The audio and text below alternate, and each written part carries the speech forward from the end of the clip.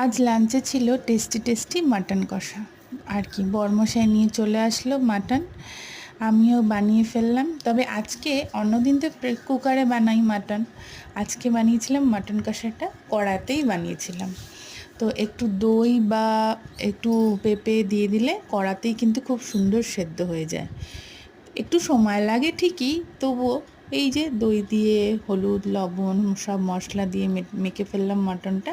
তবে মটনটাতে কিন্তু একটু সর্ষের তেল ভালো করে দিতে হয়। আর ভালো করে মেখে নিয়ে তারপর দেখো তারপর আলুগুলো ভেজে নিলাম।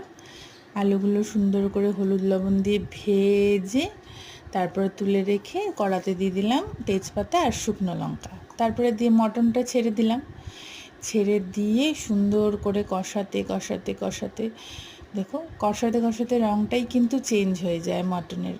তারপরে আলুগুলো দিয়ে ভালো করে কষিয়ে তারপর কিছুক্ষণ পর গরম জল অ্যাড করে